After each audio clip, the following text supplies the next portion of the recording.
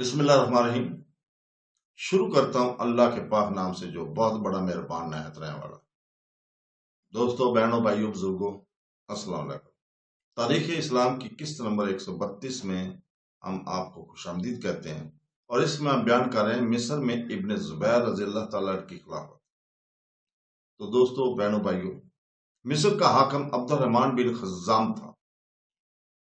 اس نے جب معاویہ بن یزید کے انتقال کی خبر سنی تو فوراً بذریعہ وفد عبداللہ بن زبیر رضی اللہ تعالیٰ کی بیعت کی۔ حمص کے گورنر نعمان بن بشیر رضی اللہ تعالیٰ عنہ اور قیسرین کے حاکم ظفر بن حارث تھے۔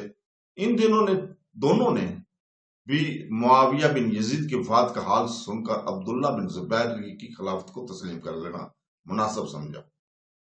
معاویہ بن یزید کی وفات کے بعد چونکہ جلد خلیفہ کا انتخاب نہیں ہو سکا، لہذا اہل دمشق نے ضحاک بن قیس کے ہاتھ پر اس اقرار کے ساتھ بیعت کی تھی کہ جب تک مسلمانوں کا کوئی امیر اور خلیفہ منتخب متعین نہیں ہو، اس وقت تک ہم آپ کو اپنا امیر مانتے ہیں اور مانیں گے، آپ کے احکام کی فرما برداری کریں گے۔ یہ ضحاک بن قیس بھی خلافت کے لیے عبداللہ بن زبیر رضی اللہ تعالیٰ عنہ کی کو سب سے بہتر سمجھتے تھے۔ فلسطین کا گورنر حسان بن مالک تھا اس وقت۔ وہ البتہ اس امر کا خواہاں تھا کہ آئندہ بھی جو خلیفہ منتخب ہو وہ بنی امیہ میں سے ہو۔ غرض معاویہ بن یزید کی وفات پر تمام عالم اسلام حضرت عبداللہ بن زبیر رضی اللہ تعالی کی خلافت پر متفق ہو چکا تھا، اور بنو امیہ کے سوا تمام بااثر اشخاص وراثت کو خلافت سے مٹانے اور عبداللہ بن زبیر رضی اللہ تعالیٰ کو خلیفہ بنانے پر آمادہ پائے جاتے تھے۔ عبیداللہ بن زیاد کی یزید کے بعد عراق میں جو حالت ہوئی وہ ہم پہلے بیان کر چکے ہیں۔ اب اس کی بھائی مسلم بن زیاد کا حال سنو، جو خراسان کا گورنر تھا۔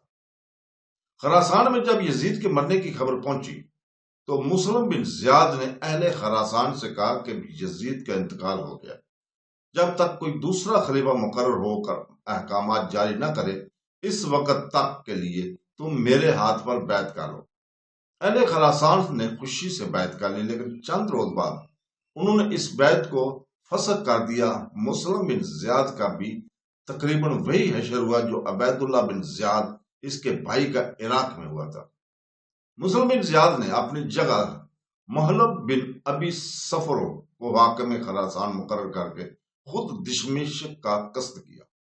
راستے میں اس کو عبداللہ بن حازم ملا۔ اس نے عبداللہ بن حازم کو اپنی طرف سے حاکم خراسان مقرر کر دیا، اور محلب بن ابی صفر بدستور سپہ سالار افواج رہا۔ عبداللہ بن حازم نے خراسان پہنچ کر تمام سرکشوں اور باغیوں کو درست کر دیا۔ ادھر دمشق میں خلافت کا فیصلہ ہو رہا تھا، ادھر عبداللہ بن حازم ترکوں اور مغلوں کی شکستیں دے کر اسلامی حکومت کا سکہ دلوں میں بٹھا رہے تھے۔